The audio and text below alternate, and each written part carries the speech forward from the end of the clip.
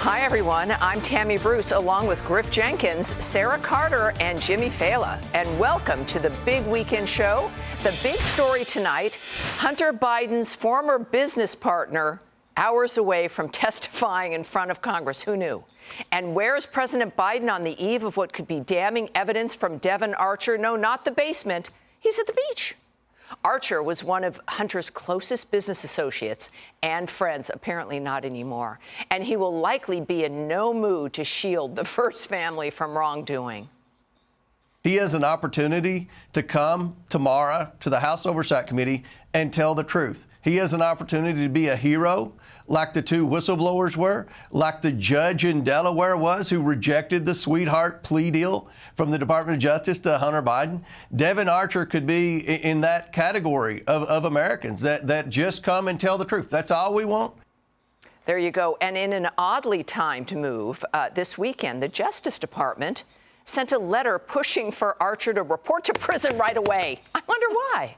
So who is Devon Archer? Lucas Tomlinson has that from the White House tonight.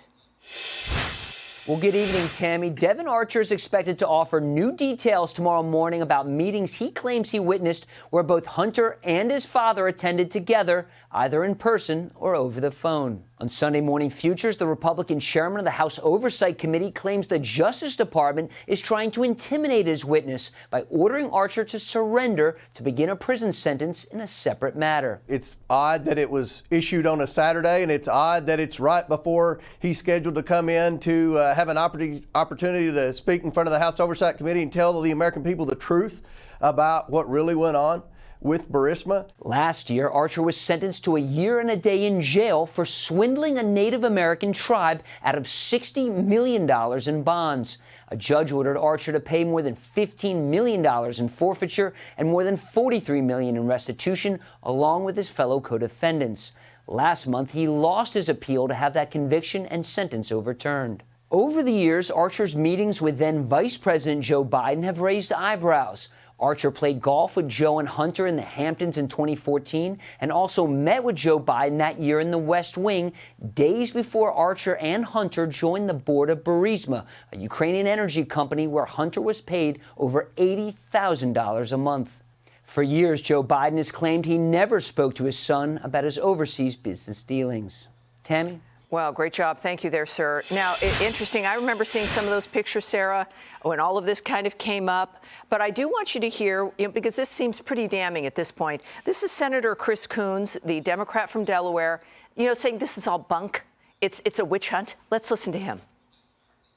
They've come forward with not one shred of evidence tying President Biden to any of this. I think this is a witch hunt. There's never been any evidence that Joe Biden has compromised his office. All right, so that's Senator Murphy using the witch hunt framework. You've been following this. We all have been. Suddenly, this feels a little bit more like Watergate to me, with someone high up, not whistleblowers who are very important, who are investigating, but linked with the principals. What's this all about, and what do you think is going to happen? Well, I think Devon Archer knows that he's getting thrown under the bus by the Bidens, and he has been with the Bidens for more than a decade. And Burnham Financial Group, which is what he is being charged with, being a part of this group, he said himself that it was Hunter Biden who is the vice chairman of this group. I think the reason this matters, it's so important, is that they were selling access apparently to the White House. Not only when President Biden was vice president of the United States, but this could go as far back as his time in the Senate. And I think that the Bidens are terrified of what Devon Archer is about to tell. But I also think that they think they're like Teflon. So he's at the beach. Maybe, he thinks he's protected. We'll see. So far, he's been Teflon, but that's been the argument. All the money we've been hearing about. Sarah, is that really why this matters in a larger sense? Because this then moves into the word bribery.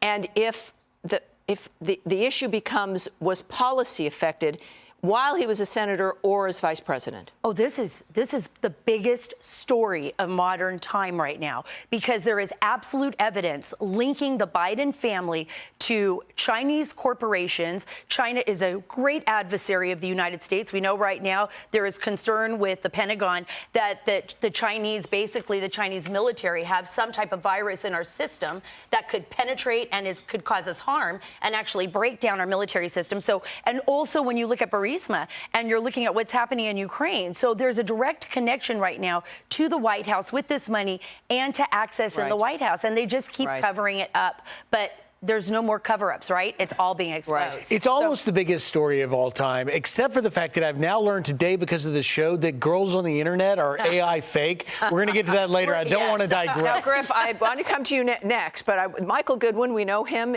People love him, columnist over at the Post. I want you to, he did a op-ed where the note was that Joe Biden walks the path of impeachment with Hunter's sweetheart plea deal in jeopardy. He wrote, quote, "The collapse of the sweetheart deal of Garland's Department of Justice tried to give Hunter marks a pivotal moment in the hunt for the truth about the family's influence peddling."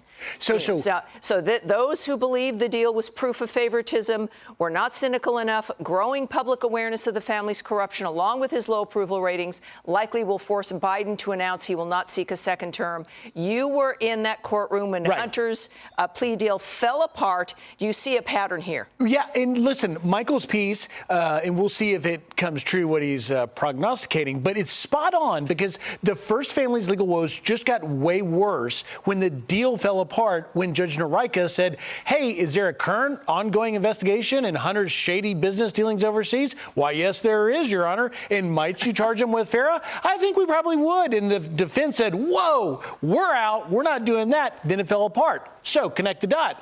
Tomorrow, Devon Archer is going to talk specifically about Hunter's shady business deals and what the oversight is going to be looking for and why it's such a big story, as Sarah rightfully points out, is if it connects Hunter's shady business deals to then Vice President Biden, who is our current commander-in-chief, it suggests that there could be a national security risk. You know, we've been through, and there's even Joe Rogan, who I think is obviously recognized as being the voice of the everyman.